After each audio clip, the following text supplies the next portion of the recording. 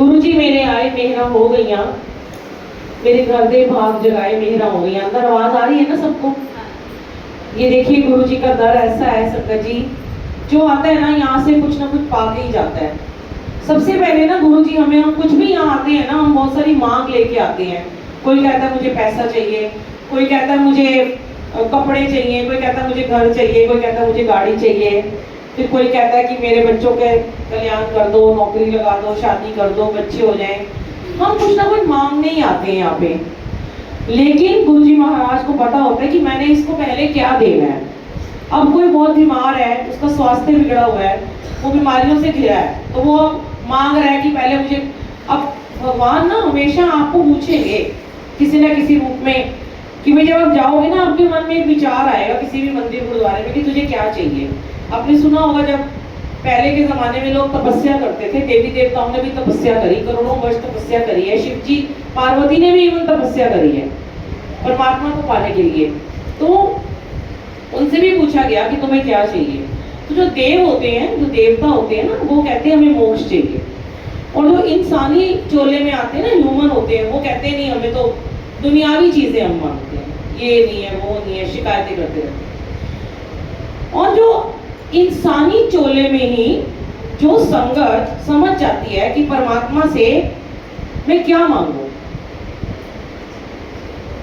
अगर आप, गुरुजी ने शुरू से एक ही बात कही है कि जब तुम मेरे पास आते हो, ढेर अपनी लंबी लिस्ट लेके आते हो, लेकिन अगर तुम मुझे सिर्फ इतना कह दो कि हम पे कृपा करो, हमें आपकी कृपा चाहिए, तो मैं तुम्हें उसके कृपा के साथ, तो मैं ही आ गया तुम्हारे घर में।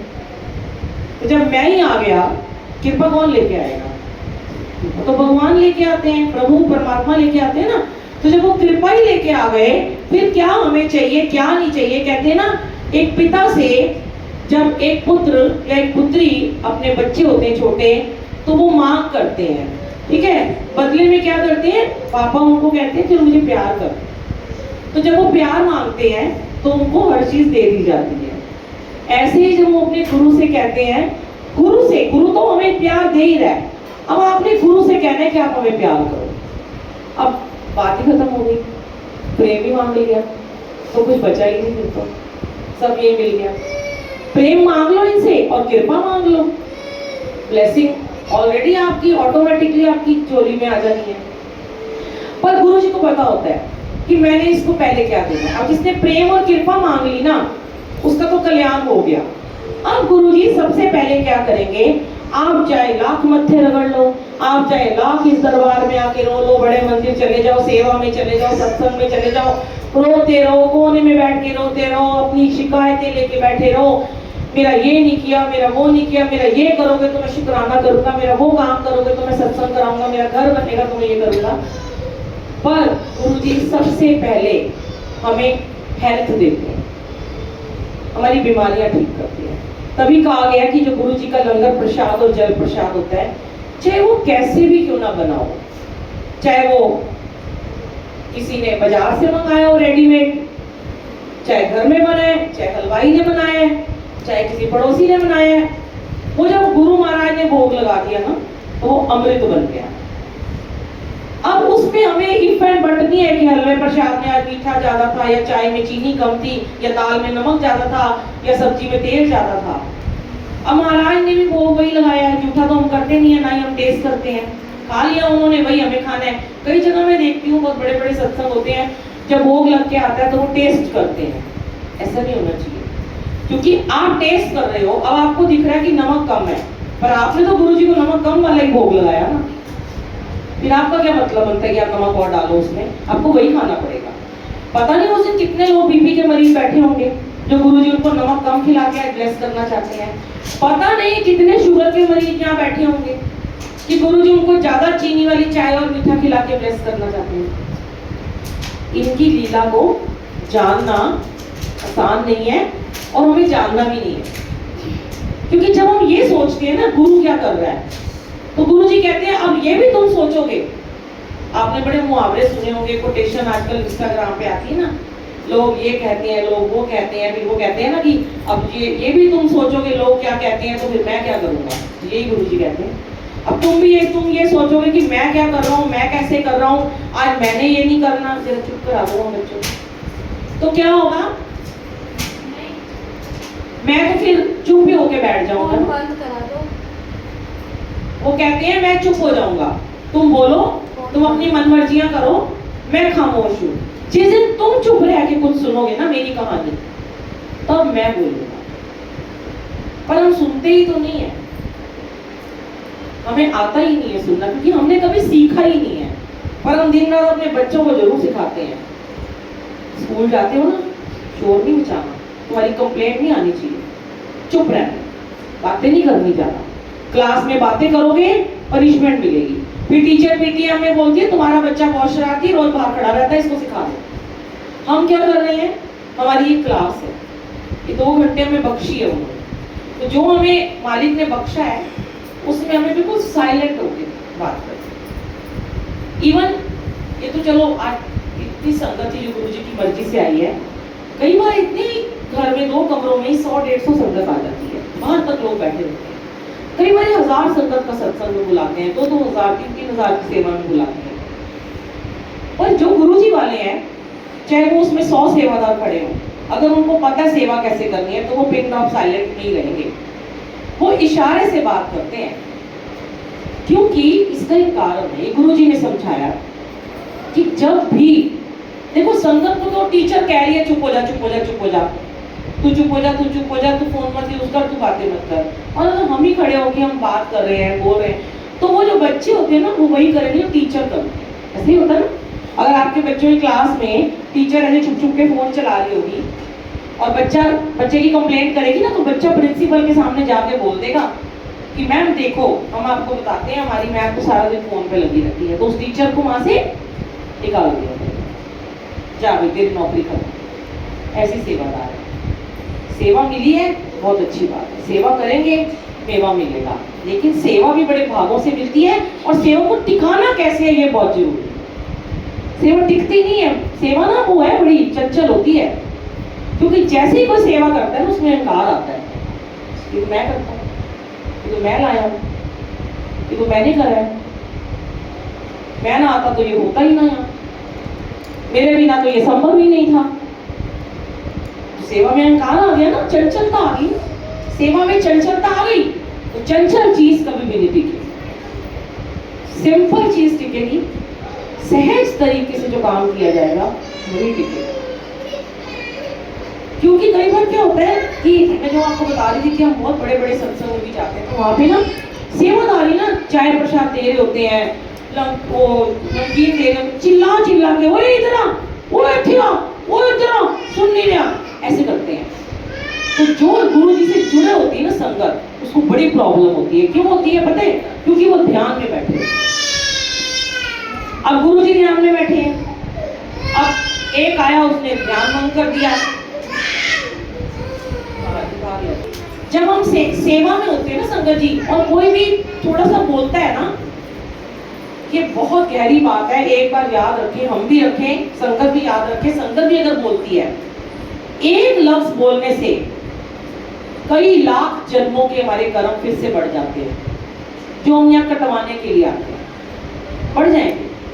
जितनी बार हम बात करेंगे उतनी बार हमारा कर्म बढ़ाएंगे हम, क्योंकि हम तो फिर भी मनुष्य चोले में है। प्रभु को अपने घर बुलाया, महाशिव को बुलाया, गद्दी लगाई है, आप लोगों के आने से पहले महाराज ध्यान में आके बैठ गए, हमारा कल्याण करने आए हैं, हमारे लिए तैयारियां कर रहे हैं। उनको पता है आज की लिस्ट में कितने लोगों ने आना था, उतने ही आएंगे, ना एक ज्यादा आएगा ना कम आएगा। और जो बाहर भटक रहे थे ना, शोर मचा रहे हैं, सारे कोल्ड ड्रिंक पी रहे हैं बैठ के, हाजिरी इनकी लगी थी, लेकिन ये क्या था, ये क्लास से बाहर वाले बच्चे थे। तो ये ऐसे ही अभी भटकते रहेंगे, है ना। हमें वो भटका नहीं रखनी, हमें भटकती आत्मा नहीं बनना, हमें एक ऐसी आत्मा बनना है, एक दिव्य आत्मा बनना है कि हमें प्रभु के साथ, हमें आज मौका मिला है, पता नहीं कितने वर्षों के बाद आज मिला है। हो सकता है रोज सत्संग में जाते हो सकता है रोज मंदिर जाते हो, पर जुड़ाव जो होता है ना, वो कभी कभी होता है, ये मैं आपको बता रहा हूँ। बहुत कम लोगों की लिव लगती है, और जब लग जाती है ना, तो वो होता है आत्मा का परमात्मा से मिलन। रूम में भगवान बैठा है। अब इस कमरे में जो बैठे हैं, इनको चोला नहीं दिख रहा, गद्दी नहीं दिख रही, तो क्या हुआ कि इनको लोगों को गुरु जी ने ब्लेस नहीं करा?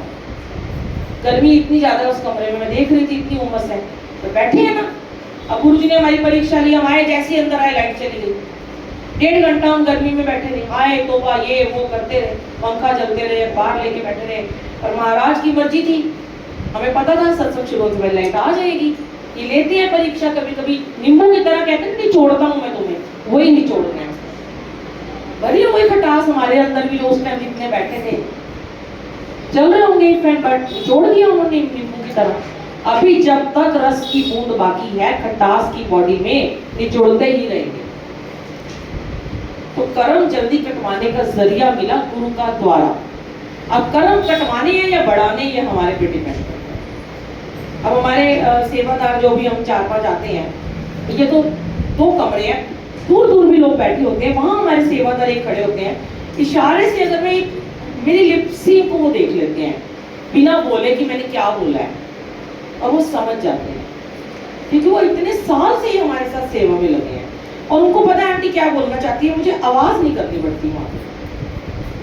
तो बिल्कुल चुप रह के हमें सेवा करनी होती है, चुप रह के हमें सत्संग सुनना होता है, और बड़े खुश होते हैं गुरुजी महाराज जहाँ पे संगत डिसिप्लिन में रहती है।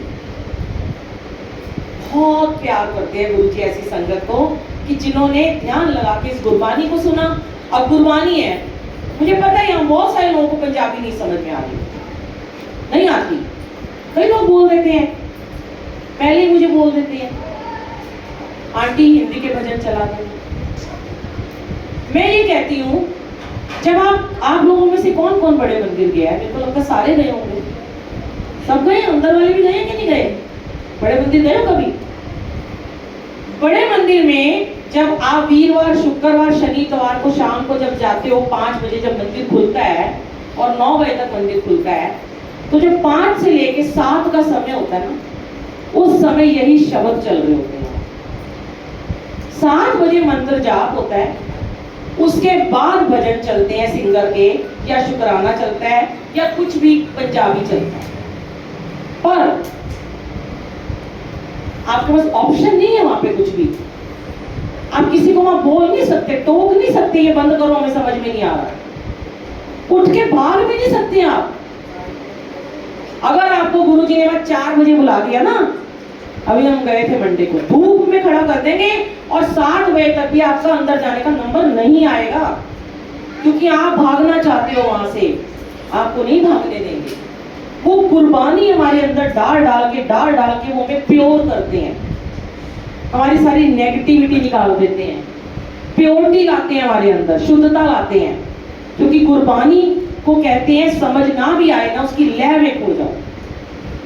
कितने आज मैं देख रही थी आंटियों को कि मुझे लगता है समझ में नहीं आ रही थी, आपको ही देख रही थी मैं, और झूम रहे थे ऐसे ऐसे करके। यही चाहिए उनको गुरु जी, पल्ले पड़े ना पड़े, कुछ तो पल्ले पड़ता है। बताओ, एक अक्षर तो पल्ले पड़ा, चलो वाहिगुरु ही पल्ले पड़ गया, है ना।